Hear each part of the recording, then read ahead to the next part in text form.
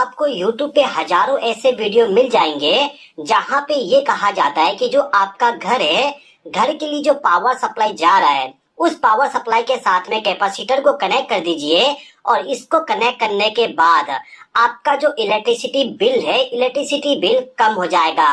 क्या वाकई ऐसा होता है कि नहीं होता है, इसी के बारे में मैं आपको पूरा डिटेल में एक्सप्लेन करने वाला हूँ। तो कैपेसिटर को कनेक्ट करने से इलेक्ट्रिसिटी बिल हमारा कम होगा कि नहीं होगा, उसको हम थोड़ा रुक के समझेंगे। सबसे पहले हम ये समझते हैं कि जो हमारे घर का इलेक्ट्रिसिटी बिल आती है, इलेक्ट्रिसिटी बिल किस कंडीशन में, यानी कि क्या करने पे कितना इलेक्ट्रिसिटी बिल आती है, उसको समझ लेते हैं। तो दोस्तों, आपके घर में जो भी बल्ब, फैन, जो भी इलेक्ट्रिकल डिवाइस आप इस्तेमाल करते हो, उस इलेक्ट्रिकल डिवाइस को जो पावर सप्लाई जाता है वो जाता है हमारे एनर्जी मीटर के द्वारा। और यही एनर्जी मीटर है जो कि हमारे इलेक्ट्रिसिटी बिल को कैलकुलेट करता है। यानी कि आपने आपके घर में कितना पावर का कंजप्शन किए, उसको कैलकुलेट करने के लिए इस प्रकार का मीटर लगा होता है। अब इस मीटर का जो यहाँ पे रीडिंग है, ये रीडिंग हमारा यूनिट में होता है। यानी कि इलेक्ट्रिसिटी बिल को हम यूनिट में कैलकुलेट करते हैं। अब यहाँ पे एक यूनिट बढ़ाने के लिए हमें कितना पावर का कंजप्शन करना पड़ता है, उसको भी समझ लेते हैं। तो दोस्तों देखिए, ये जो यूनिट है ना, इस यूनिट को आप किलोवाट आवर भी कह सकते हो। किलोवाट आवर का मतलब क्या है, एक बार समझ लेते हैं। देखिए दोस्तों, यदि आपके घर में आपने 1000 वाट के लोड को कनेक्ट कर दिए और उस लोड को यदि आपने 1 घंटे तक रन करवाए, तो उस कंडीशन में आपका जो एनर्जी मीटर है, उस एनर्जी मीटर में 1 यूनिट का पावर कंजप्शन शो कर देगा। तो इस मीटर का एक रीडिंग बढ़ाने के लिए हमें 1000 वाट को 1 घंटे तक रन करवाना पड़ेगा। इसी प्रकार से यदि आप 500 वाट के लोड को कनेक्ट करते हो, तो उसको आपको 2 घंटे तक रन करवाना पड़ेगा, तब जाके 1 यूनिट का पावर कंजप्शन होगा। इसी प्रकार से यदि आप 200 वाट के लोड को कनेक्ट करोगे, तो उसको आपको 5 घंटे तक रन करवाना पड़ेगा, तब जाके 1 यूनिट का पावर कंजप्शन होगा। अब जितना भी यूनिट आपके घर में पावर कंजप्शन करोगे, उसको रेट से मल्टीप्लाई करके हमारे घर का इलेक्ट्रिसिटी बिल आ जाती है। यहाँ पर रेट का मतलब ये है कि 1 यूनिट कंजप्शन करने पे कितना रुपया आपको पे करना पड़ता है, उसका अमाउंट। ओके, अब हमारा मेन कॉन्सेप्ट ये है कि जो हमारा एनर्जी मीटर है, उस एनर्जी मीटर के साथ हम कैपेसिटर को कनेक्ट कर दे, तो उस कंडीशन में हमारा इलेक्ट्रिसिटी बिल कम होगा कि नहीं होगा। तो इसको समझने के लिए हम यहाँ पे एक कैलकुलेशन करते हैं। तो यहाँ पे हमारे पास में एक क्वेश्चन दिया गया है, find the total power consumption in a home in which load is running continuously for 1 hour. यानी कि 1 घंटे तक हमारा कंटिन्यूअसली पावर कंजप्शन हो रहा है, जिसमें वोल्टेज है 230 वोल्ट, करंट है यहाँ पे 25 एम्पियर और पावर फैक्टर है 0.6। तो ये जो क्वेश्चन है, इस क्वेश्चन को हम सोल्व करना चाहें तो इसको सोल्व करने के लिए हमें इस फॉर्मूला का इस्तेमाल करना पड़ेगा। जैसे कि मैंने आपको स्टार्टिंग में बताया कि यदि हम 1000 वाट के लोड को 1 घंटे तक रन करवाएंगे, तो उस कंडीशन में 1 यूनिट का पावर कंजप्शन होगा। तो हमारे इस घर में पावर कंजप्शन को हम वाट में फाइंड आउट करेंगे, और वाट में पावर कंजप्शन को फाइंड आउट करने के लिए आपको इस फॉर्मूला का इस्तेमाल करना पड़ता है। अब ये जो फॉर्मूला, ये केवल सिंगल फेज पावर सप्लाई के लिए है। यदि आपके घर में 3 फेज का पावर सप्लाई आता है, तो उस कंडीशन में आपको इस फॉर्मूला का इस्तेमाल करना पड़ेगा। तो फिलहाल के टाइम पे हमारे घर में सिंगल फेज का पावर सप्लाई जा रहा है, तो सिंगल फेज का ही कैलकुलेशन करके मैं आपको एक्सप्लेन करूंगा। अब यहाँ पे जो फॉर्मूला, इस फॉर्मूला पे इस वैल्यू को पुट कर देता हूँ, तो हमारे सामने ये वैल्यू आ जाएगा, जिसमें वोल्टेज है 230 वोल्ट, करंट है 25 एम्पियर और पावर फैक्टर है 0.6। अब यदि मैं इन सभी को मल्टीप्लाई कर दूं, तो मेरे पास में आंसर आ जाएगा 3450 वाट। अब इस वाट को यदि आप यूनिट में कन्वर्ट करना चाहोगे, तो आंसर आ जाएगा आपके पास में 3.45 यूनिट। तो ये जो घर है, इस घर में 1 घंटे में 3.45 यूनिट का पावर कंजप्शन किया जा रहा है। अब यहाँ पे हम क्या करते हैं कि ये जो पावर सप्लाई इस घर में जा रहा है, इसी के साथ हम कैपेसिटर को कनेक्ट कर देते हैं। अब यहाँ पे कैपेसिटर कनेक्ट करने पे क्या होता है, उसको समझ लेते हैं। तो दोस्तों, कैपेसिटर को कनेक्ट करने से हमारा जो पावर फैक्टर होता है, उस पावर फैक्टर को हम इम्प्रूव करते हैं। अब पावर फैक्टर क्या होता है, एक बात समझिए।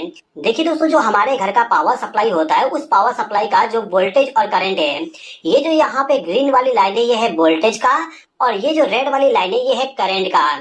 तो वोल्टेज और करंट जो होता है, वो दोनों साथ में चलना चाहिए। यदि आपका वोल्टेज और करंट साथ में चलता है, तो उसको हम कहते हैं यूनिटी पावर फैक्टर, यानी कि आपके घर का पावर फैक्टर बहुत ही अच्छा है।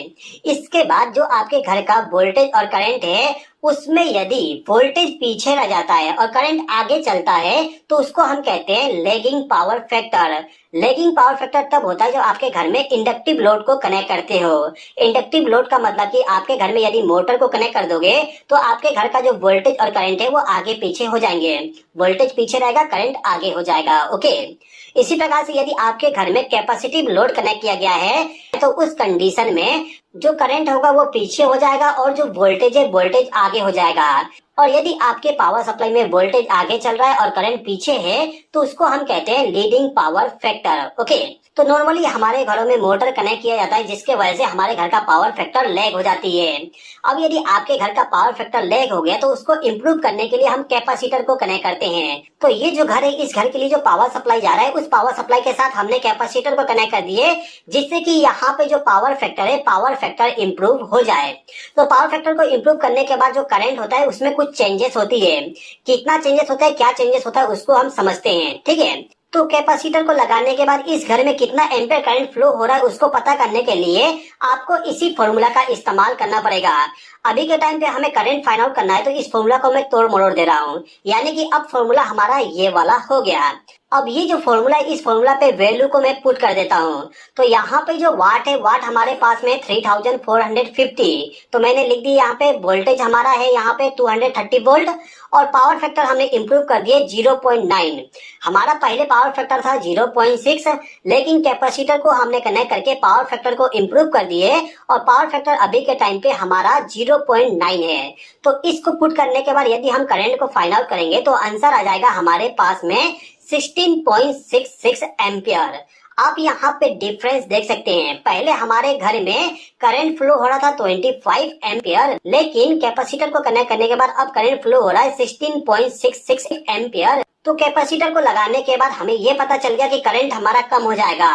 अब यहाँ पे सवाल ये बनता है कि यदि हमारे घर का करंट कम हो जाता है तो इसके वजह से क्या हमारा इलेक्ट्रिसिटी बिल कम हो जाएगा? तो ये जो करंट रेटिंग है इसको मुझे इस वाले फॉर्मूला पे पुट करना पड़ेगा। तो इस फॉर्मूला पे यदि मैं पूरा डिटेल को ऐड कर दूं तो हमारे पास में ये इक्वेशन आ जाएगा। वोल्टेज 230 वोल्ट है, करंट यहाँ पे 16.666 है और पावर फैक्टर हमारा 0.9 है। इसको यदि मैं मल्टीप्लाई करूं तो मेरे पास आंसर आ जाएगा 3450। यानी कि पहले जितना पावर कंजप्शन हो रही थी उतना ही पावर कंजप्शन अभी भी हो रहा है। इसको आप एक तरीके से और समझ सकते हो कि जो हमारा एनर्जी मीटर है, इस एनर्जी मीटर में जितना यूनिट पहले बढ़ रही थी 1 घंटे में, उतना ही पावर कंजप्शन अभी भी हो रहा है। यानी कि जो हमारे घर में पहले वोल्टेज 230 था, 25 एम्पियर करंट फ्लो हो रही थी और पावर फैक्टर कम था, उस समय भी हमारा पावर कंजप्शन 3.45 यूनिट हो रही थी। इसके बाद जब हमने कैपेसिटर को कनेक्ट कर दिए तो कैपेसिटर को कनेक्ट करने के बाद पावर फैक्टर तो इम्प्रूव हो गया, लेकिन करंट हमारा कम हो गया। करंट रेटिंग कम होने से और पावर फैक्टर के इम्प्रूव होने से जो हमारे घर में पावर कंजप्शन हो रही थी वो पहले के जैसे ही है। यानी कि पहले जितना इलेक्ट्रिसिटी बिल आपके घर में आ रहा था उतना ही इलेक्ट्रिसिटी बिल अभी भी आएगा कैपेसिटर को कनेक्ट करने के बाद भी। ओके, लेकिन दोस्तों यहाँ पे आपको एक चीज समझना होगा, जो आपके घर में इलेक्ट्रिकल डिवाइसेस है उन सभी डिवाइस का जो लाइफ है, लाइफ इंक्रीज हो जाएगा यदि आपने आपके घर का पावर फैक्टर को इम्प्रूव कर दिया तो। ओके, इसके अलावा आपको मैं एक चीज और बताना चाहूंगा। जो इंडस्ट्री होता है, इंडस्ट्री में जो पावर सप्लाई जाता है उस पावर सप्लाई में यदि पावर फैक्टर लो रहता है तो उस कंडीशन में उनको पेनाल्टी पे करना पड़ता है। और यदि इंडस्ट्री में जो पावर फैक्टर है, पावर फैक्टर पूरा सही रहता है तो उस कंडीशन में उनको कोई भी पेनाल्टी पे नहीं करना पड़ता है। तो यदि आपके घर में 3 फेज का पावर सप्लाई आ रहा है और आपके घर का पावर फैक्टर लो है तो हो सकता है कि आपको वहां पे पेनाल्टी पे करना पड़ रहा हो। तो यदि आप चाहते हो कि आपको कोई भी पेनाल्टी पे ना करना पड़े तो उसके लिए आप पावर फैक्टर को इम्प्रूव करके रखिएगा। ओके, तो आई होप कि आपको यहाँ पे समझ में आ गया कि कैपेसिटर को कनेक्ट करने से इलेक्ट्रिसिटी बिल में कोई भी कमी नहीं आएगा, लेकिन पावर फैक्टर को इम्प्रूव करके जो पेनाल्टी होती है उस पेनाल्टी को हम बचा सकते हैं। तो आई होप कि आपको ये वीडियो पसंद आया होगा। वीडियो पसंद आए तो लाइक कर दीजिए, चैनल पे नए हो तो सब्सक्राइब कर लीजिए। इस वीडियो को देखने के लिए धन्यवाद।